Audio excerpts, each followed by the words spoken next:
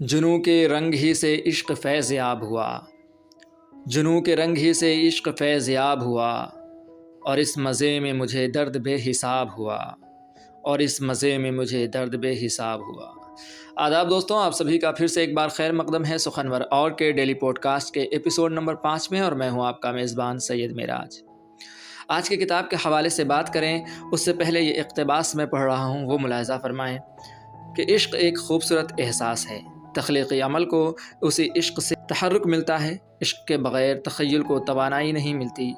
इसीलिए मीर तक़ी मीर के वालिद ने कहा था कि बेटे इश्क करो, क्योंकि इश्क बिन अदब नहीं आता। इश्क इंसान के जज्बात व एहसासात की न सिर्फ तत्हीर करता है बल्कि उस इर्तिफ़ा की मंजिलों से हमकिनार भी करता है। हनीफ़ तरीन की शायरी में भी इश्क एक हावी अंसर के तौर पर मौजूद है, मगर ये इश्क जिस्म जान नहीं बल्कि इंसानी रूह तलक फैला हुआ है। ये इक़्तिबास इबरार किरतपुरी साहब का है। आज जो किताब मेरे पास है उसका नाम है पस मंज़र में मंज़र भीगा करते हैं, और इसके राइटर हैं हनीफ़ तरीन साहब। इसे शाया किया है तरीन पब्लिकेशंस ने।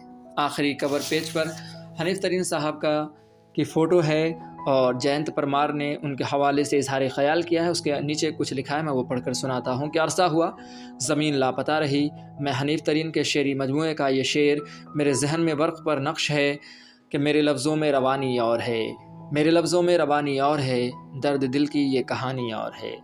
हनीफ़ तरीन नज़मों के मोहल्ले में रहते हैं। वो मंज़र को खुली आँखों की खिड़की से देखते हैं। उनकी नज़मों में फ़िज़ाई की खुशबू सात सुरों में बहती है। उनका ताज़ा मजमुआ पस मंज़र में मंज़र भीगा करते हैं उर्दू नज़्म में नए मंज़रनामे की खिड़कियाँ खोलता है। आग, पानी, धुआं, ज़मीन, आकाश, नज़्म हमको कहाँ कहाँ से मिली। ये खूबसूरत किताब है। इसका टाइटल ही बहुत खूबसूरत है कि पस मंज़र में मंज़र भीगा करते हैं। जब आप इसको पलटें तो कुछ किताब के हवाले से है, और एक और शेर इसमें शाया है कि धुंधले ख्वाब के पस मंज़र में एक मुखड़ा यूँ उभरा है, धुंधले ख्वाब के पस मंज़र में एक मुखड़ा यूँ उभरा है, जैसे सावन के मौसम में धूप की बंद हथेली हो, जैसे सावन के मौसम में धूप की बंद हथेली हो। तो आइए किताब के हवाले से बात करें तो फहरिस्त है। फहरिस्त पे जो है इन्होंने अपना एक एक मंज़रनामा पेश किया। पहला मंज़रनामा इश्क के रंग है, दूसरा याद रंग है, और हर मंज़रनामे में तकरीबन 10 से 5 जो है मजमूआ कलाम है, जिसमें नज़में हैं, गज़लें भी हैं और अलग अलग चीज़ें भी शाया हैं। जैसे हिजर के रंग है, ख्वाब के रंग, धनक रंग, गज़ल नुमा रंग और गज़ल रंग। तो चलिए किताब के हवाले से मैं अगर बताऊं कि इसमें किस किस ने इजहार ख़याल किया है, तो इसमें चंद्रभान ख़याल साहब जो कि साबिक़ वाइस चेयरमैन थे कौमी काउंसिल बराए फ़रोग़ उर्दू ज़बान के, उन्होंने भी इजहार ख़याल किया है। अगर किताब के आखिरी बिल्कुल आखिरी हिस्से पर हम पहुँच जाएँ तो यहाँ पर लिखा हुआ है कि हनीफ़ शाह खान साहब ने लिखा है कि ज़ेरे नज़र मजमूए में नज़में, गज़ल और नुमा और कुछ गज़लें हैं। ये मेरी क़ल्बी वारदात का आईना है। अगर इनमें कहीं आपको अपने मुशाहिदात और महसूसात की झलक भी नज़र आ जाए तो उसे मैं अपनी कामयाबी समझूँगा। इस मजमूए के बारे में मुझे आपकी बेशकीमत आरा का इंतज़ार रहेगा। इस तरीक़े से इन्होंने लिखा है। तो चलिए गज़ल के रंग पर चलते हैं और फिर वहाँ से देखते हैं कि आखिर क्या है। गज़ल रंग 7वां मंज़रनामा है इस हिस्से का। हनीफ़ तरीन की गज़ल के बारे में डॉक्टर मनाज़िर आशिक़ हरगानवी साहब ने कुछ कहा। मैं सिर्फ 2 लाइनें पढ़ता हूँ कि हनीफ़ तरीन बुनियादी तौर पर गज़ल के शायर हैं। उन्होंने अपने मुशाहिदात को हसियात का रूप देकर गज़ल को एक नई कैफ़ियत और तजुर्बे से दो चार किया है। यही वजह है कि गज़ल असरी हैसियत के हमरा नई आगही और बसीरत से लबरेज़ है, और इस तरह इसे नए वज़न से माला माल कर दिया। चलिए अब इसके में से कोई एक गज़ल पढ़ लेते हैं। तो मैं पेज पलटता हूँ और कोई भी एक गज़ल जो मेरे हाथ लगे अच्छे से मैं उसे पढ़ देता हूँ।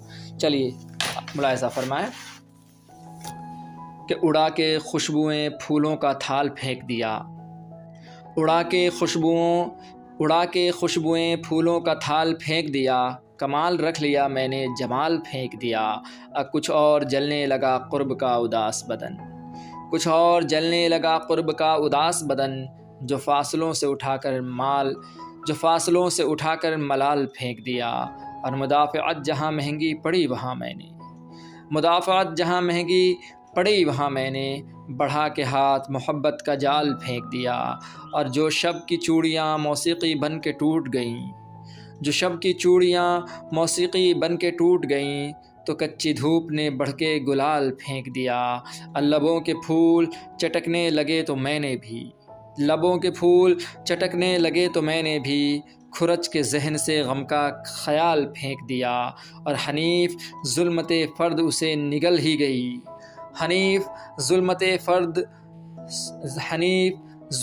فردا اسے نگل ہی گئی، حنیف ظلمت فردا اسے نگل ہی گئی، چمکتے ماضی پہ جس نے بھی حال پھینک دیا، چمکتے ماضی پہ جس نے بھی حال پھینک دیا۔